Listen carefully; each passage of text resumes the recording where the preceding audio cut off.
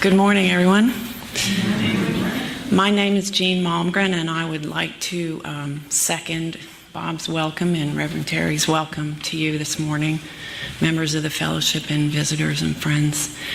This is our 7th annual VESAK service.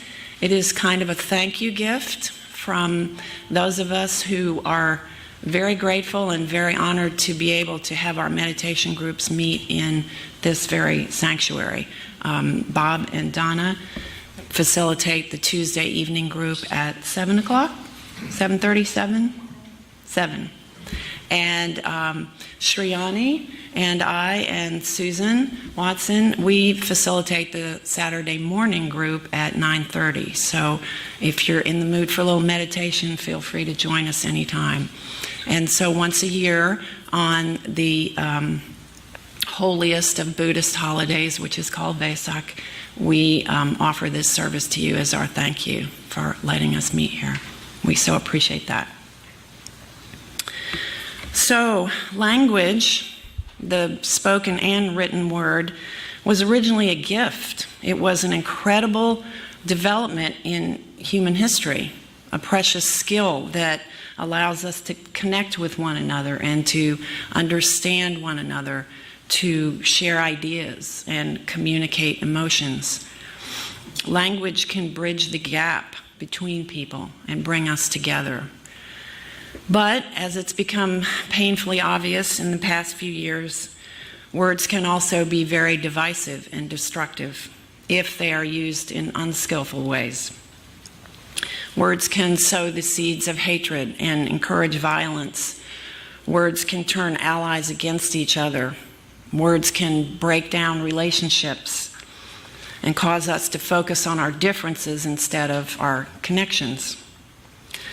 Clearly, there has been a disintegration of speech in our culture, both written and spoken, in person and online. And sadly, this disintegration of speech seems to be spreading like a contagion. But in Buddhism, we have two practices that encourage us to do exactly the opposite, to use words wisely and compassionately. Noble silence and skillful speech are two cornerstones of Buddhist practice, and they offer us ways to communicate that are healthy and promoting of peace. By intentionally practicing noble silence and skillful speech, we use language or choose not to use language in certain occasions carefully. So let me first talk about noble silence. Noble silence is a practice most often associated with meditation retreats. When Buddhists go on retreat, we voluntarily take a vow, a temporary vow of silence.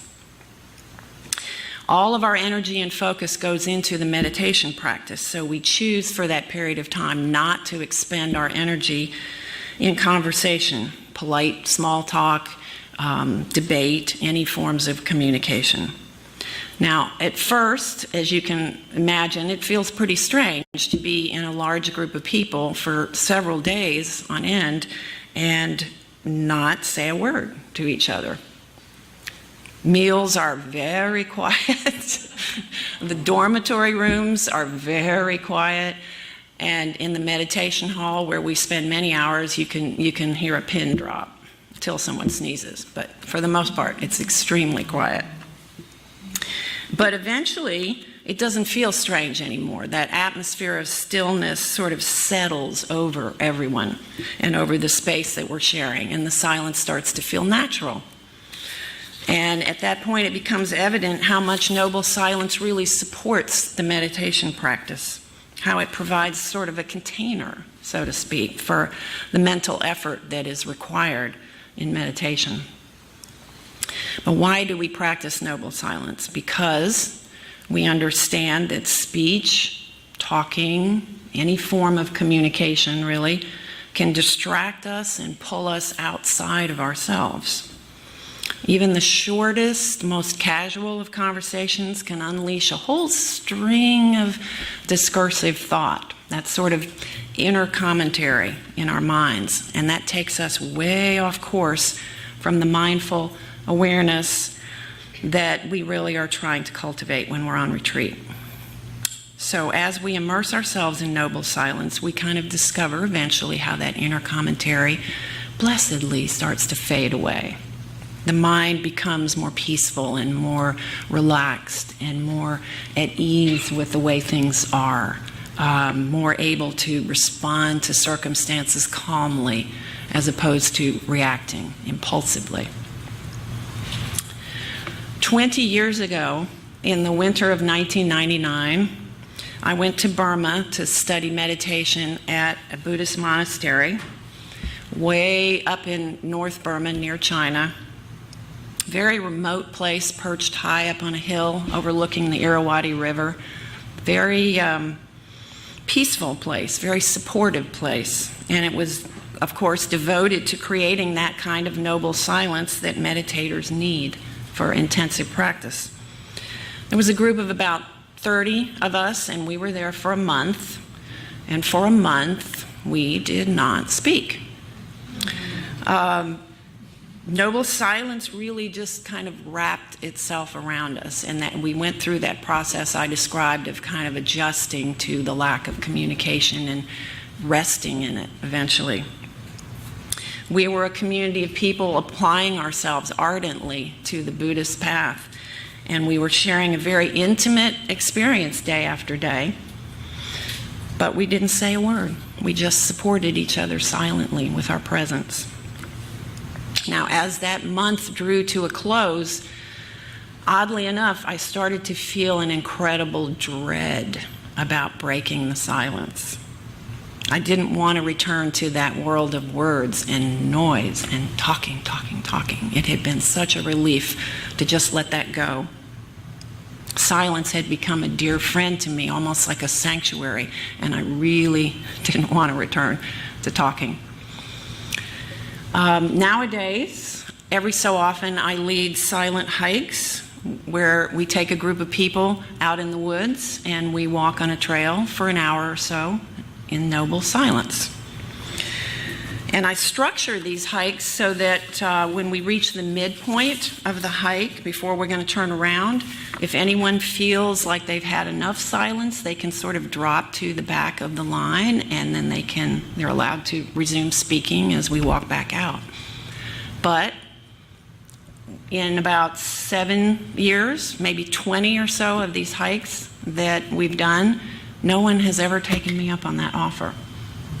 Everyone wants to keep the silence going. They just are treasuring that and enjoying that experience of being in community, but not having to speak, not having to make small talk. The interesting thing about noble silence, I think, is that it's not really something foreign, though. It's not something contrived that we can only tap into during a meditation retreat or a silent hike. It's really our natural state. It's our birthright, and it's not an empty void. There's a man named Gordon Hempton. I believe he's British. You might have heard of him. He's an audio ecologist. He specializes in the ecology of sound. Mm-hmm. Yes, some of you are nodding. Yes. He searches out places in the world, and as you can imagine, they're usually pretty remote places where human-made noise is scarce or even non-existent. Now, here's the sad part. Mr. Hampton estimates that there are fewer than 10 of such places in the United States, in our country. Only 10 spots where you cannot hear planes overhead or traffic or any other kind of manufactured sound. So Mr. Hampton goes to these places. He calls them 1 square inch of silence. And he records the natural sounds in those places. It might be bird song, it might be water flowing, it might be the wind in the trees, and maybe, hopefully, for a moment or two, complete silence. And he has discovered something interesting through his research. Here's what he says about silence. Silence is not the absence of something, but the presence of everything. Of course, we do live in a world where communication is necessary. and silence, going within to a quiet place, is always needing to be balanced by turning outward and communicating with others. But here's the question: how can we keep that communication healthy and nourishing and peaceful? Well, the Buddha's answer to that is something called right speech. In the Pali language, right speech is samavacha. Right speech is one of the 8 virtues named in the Noble Eightfold Path of Buddhism, and the Noble Eightfold Path is a code of conduct for Buddhists, so to speak. So right speech is also sometimes called wise speech or virtuous speech. I like to call it skillful speech, because the Buddha's point is that our words, when they're used carefully and skillfully, can be a vehicle for change and for connection and for happiness. The Buddha says, better than 1,000 hollow words is one word that brings us peace. So every day, lay Buddhists affirm 5 precepts or training rules that we attempt to follow in our daily lives. And the 4th of those precepts has to do with skillful speech. This is a precept where we refrain from telling lies. I take the training rule to abstain from false speech. Now, in the late 1980s, my spiritual teacher, a Buddhist monk named Venerable Henepola Gunaratana, devised a new extended set of precepts. So he called these the 8 lifetime precepts. He took the 5 precepts and kind of stretched them out. These are for lay Buddhists who want to take a little bit deeper of a commitment in terms of using Buddhist principles in their daily lives. But how he expanded those 5 precepts into 8 is he focused on that 4th precept about right speech. So that's an indication of how important he viewed speech and communication, and how important a part of our spiritual development it really is. So now the 8 lifetime precepts that I chant daily include not only that commitment to abstain from false speech, but also I take the training rule to abstain from malicious speech. I take the training rule to abstain from harsh speech. And I take the training rule to abstain from useless speech. Okay, those extra 3, harsh speech, malicious speech, and useless speech, those are taken directly from the Buddha's description of right speech or skillful speech in the Noble Eightfold Path. So in other words, skillful speech means no telling lies, no speaking in anger with a hostile tone, no spreading of gossip, no unnecessary idle chatter.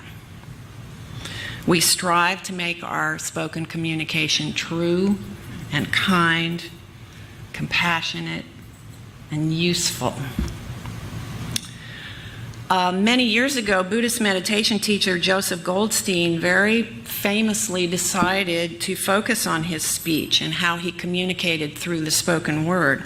So he vowed, sort of publicly, that for 1 month he would not speak about anyone, a third party, who was not physically present. Think about that for a minute. Even if it was kind, even if it was nice, he was not going to speak about someone who was not present.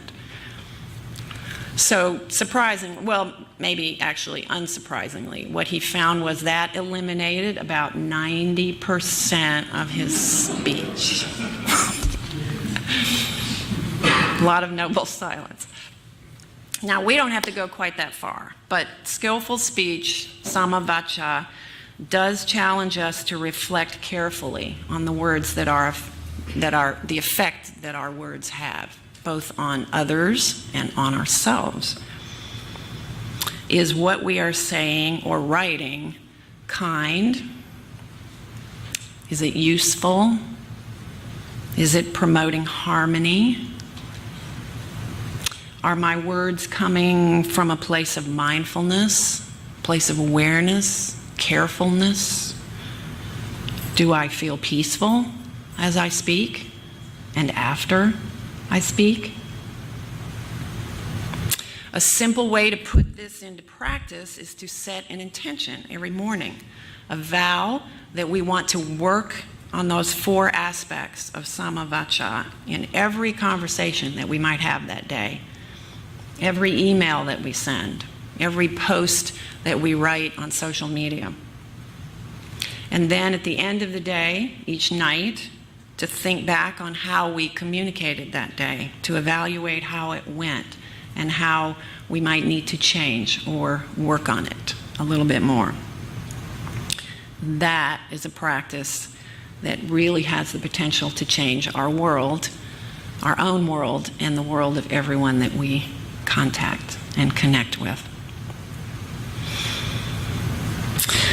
In conclusion, I would like to turn our attention right now to one of the 3 events that are celebrated on this VESAK holiday. As Bob explained, VESAK is a celebration of the 3 signal events in the Buddha's life: his birth, his enlightenment, and sort of in the middle of his life, and his passing at the end of his life. All 3 occurred, it is said, on a full moon, which was last night, in the ancient month of VESAK. That's where the name comes from. In our calendar, it would be the month of May.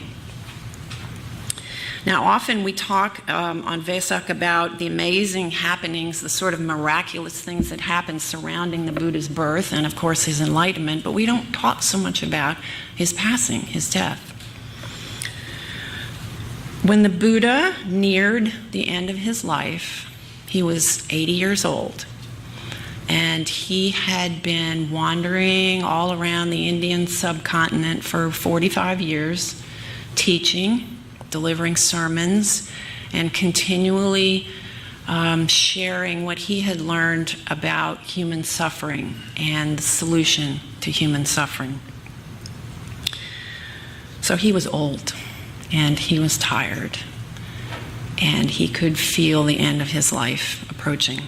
So he gathered his followers. He invited the Sangha, or community of monks and nuns, to gather together, and he asked them if they had any final questions they wanted to ask, any point of doctrine or teaching that they might still be a little unclear on. This was their last chance to ask the teacher a question. Also, he talked privately to his faithful attendant, Venerable Ananda, his right-hand man, sort of, who had been at his side for 45 years, very faithful. And the Buddha offered Ananda one final bit of advice.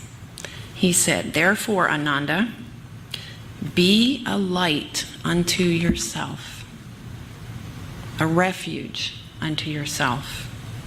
Seek no external refuge. Hold fast to the Dhamma, the truth. Look only to the Dhamma as your refuge and seek no other refuge." Then the Buddha lay down on his right side beneath a tree, just as he was born under a tree and achieved enlightenment under a tree. And then the Buddha uttered his last words. "Behold now, all compounded things are subject to change. Strive toward your own salvation with diligence." That whole scene of the Buddha's death and what was said was recreated by our beloved poet, UU poet Mary Oliver, in her poem titled "The Buddha's Last Instruction." Now, you can imagine the drama and the emotion of that scene. The Buddha lying under the tree, serenely slipping into parinibbana, which is the ultimate nibbana. All of his followers feeling such an intense mixture of grief and fear, watching their teacher leave them, sort of leaning forward, straining to hear every last word that he might offer. So I would like to close by reading this beautiful poem of Mary Oliver, and in it she juxtaposes that scene of the dying Buddha with a completely different scene, something that many of us might have experienced. We weren't at the Buddha's death, but we have all probably seen a sunrise at one point in our lives. That amazing, miraculous sense of watching the sun come up and there just being light everywhere. So as I read these lines, I would invite you, if you are comfortable, to close your eyes so that you can sort of envision what Mary Oliver is painting for us.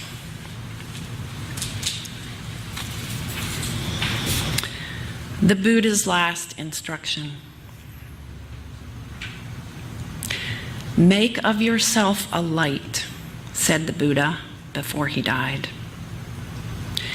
I think of this every morning as the east begins to tear off its many clouds of darkness, to send up the first signal, a white fan streaked with pink and violet, even green.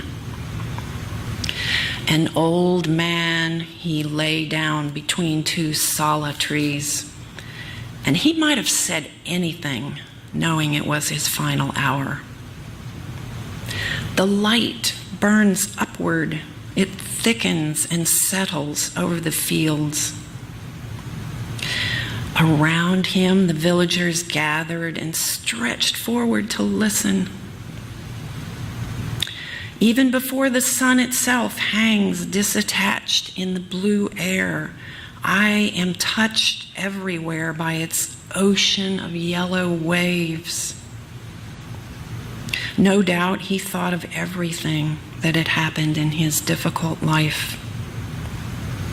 And then I feel the sun itself as it blazes over the hills like a million flowers on fire. Clearly I'm not needed, yet I feel myself turning into something of inexplicable value. Slowly, beneath the branches, he raised his head. He looked into the faces of that frightened crowd.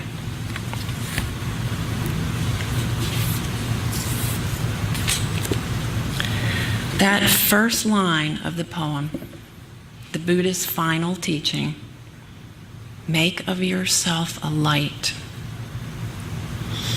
Such simple words, such deep compassion and wisdom, such skillful speech. Thank you very much.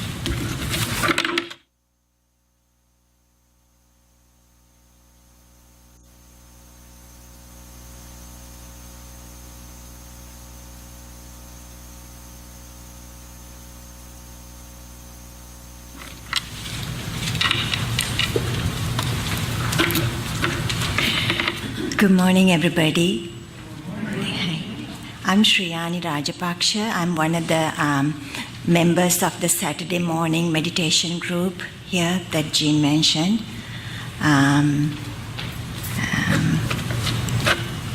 So we have been conducting this VESAK ceremony for this time, the 7th time, I believe, sharing some of the wisdom from the Buddhist tradition with you. So today I will be presenting you a story in line with the skillful speech with a slightly different twist to it. Okay, so this story comes to us from the Buddhist scripture. If you would open up the program and find the insert and follow along with me, it's this insert. Okay, yeah.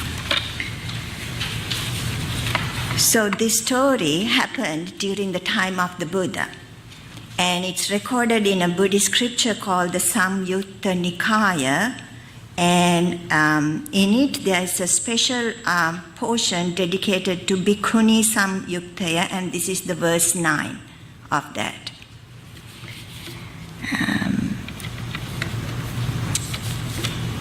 This story happened at the time of the Buddha in a city called Savatthi.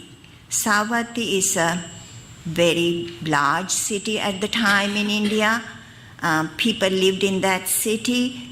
The monks and nuns lived outside the city, but somewhere close enough that they could go to the city for their alms or for their daily meal.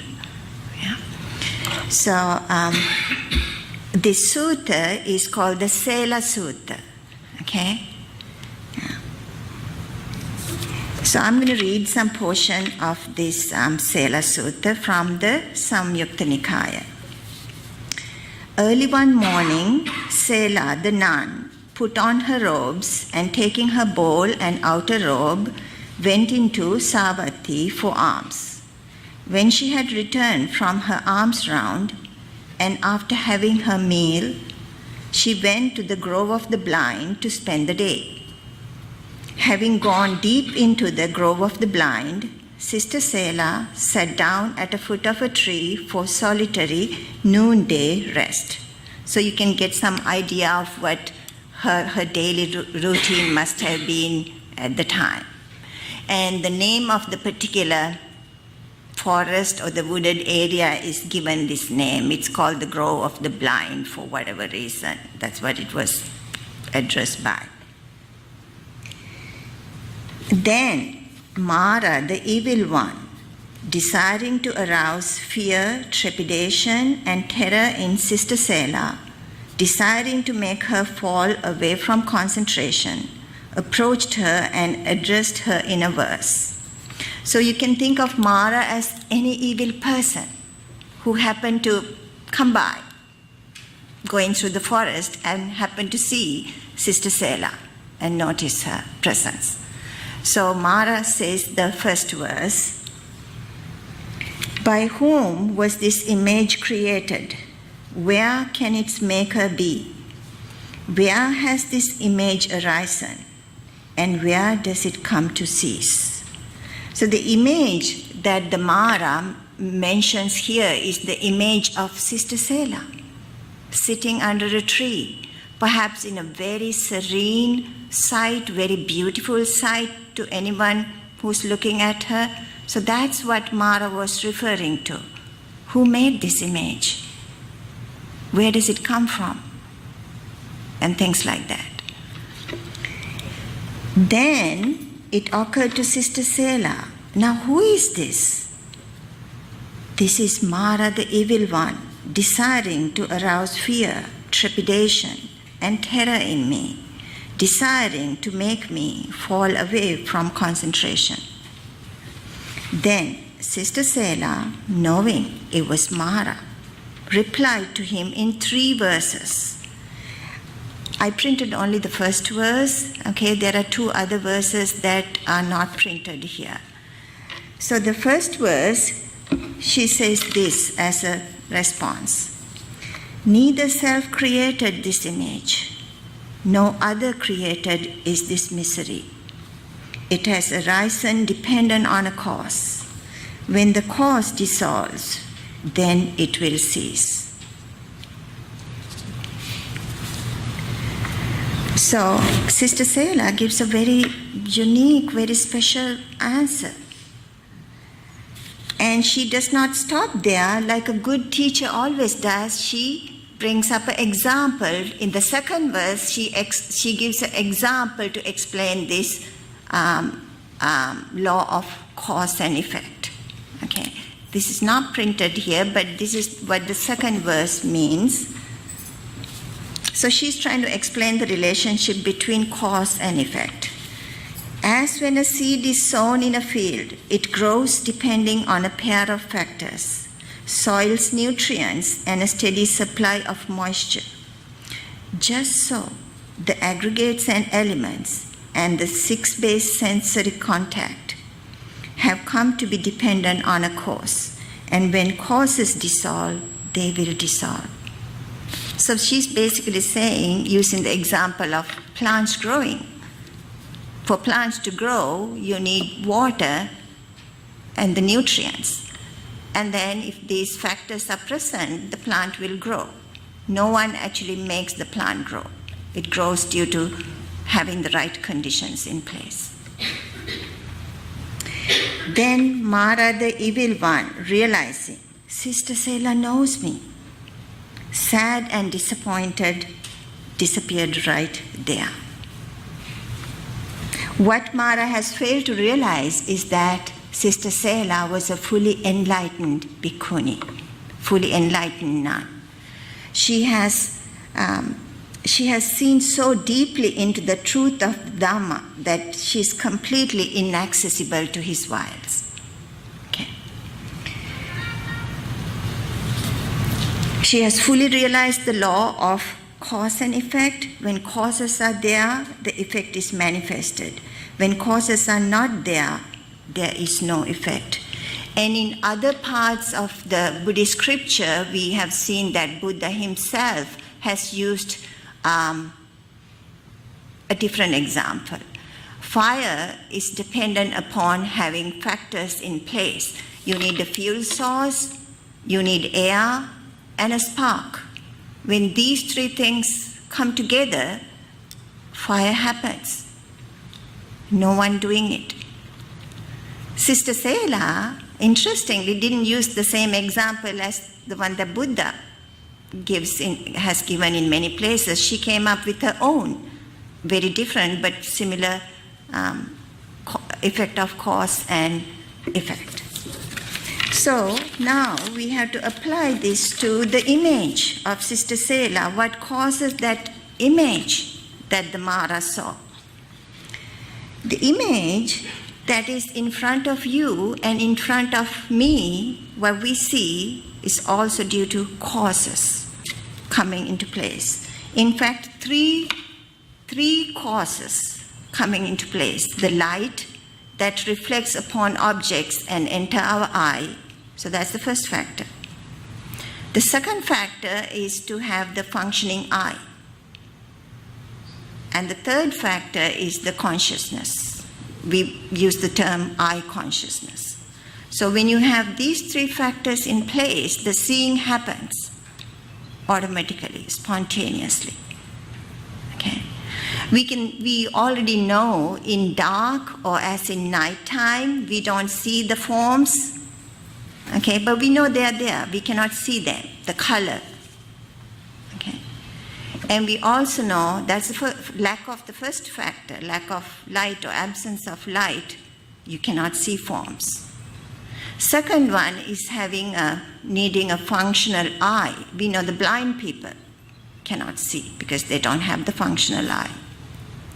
The third one is the consciousness, which is a little difficult to understand. Perhaps the best example to use here would be a recently dead body. Newly dead body has a functioning eye, and if you push the eyelids open, the light will let in, but they won't see any visual forms. So you need all three factors coming together for a picture to appear in front of you. So that's the deep Dhamma that Sister Sela was trying to teach Mara. Okay. And so it's this law of cause and effect that Buddha discovered. I have been searching and searching to see what is it that made Buddha a very special person. What did he really discover and taught others? What is at the heart? What is the root cause of his compassion, love, the boundless love? What kind of understanding one should have to have that boundless love? It must be coming from some place. So I was trying to get to the root of Buddha's teachings, and this is what I have discovered. He explained the law of cause and effect. Nobody doing it. Nobody can take responsibility for it. It happens spontaneously due to the causes being in right place, and hence the anatta. Anatta means non-self. There's no self. So Sister Sela understood in this deep Dhamma. She abided by it the whole time, and that's what came out of her. And the third verse, she kind of summarizes, again like a good teacher would do, summarizes all these in a last verse. Okay. So this is one example of a skillful speech from a wise nun who lived at the time of the Buddha. So to finish this, I will be chanting the two verses in Pali. Okay? So please follow those along with me. And now you know the meaning of these words. Okay?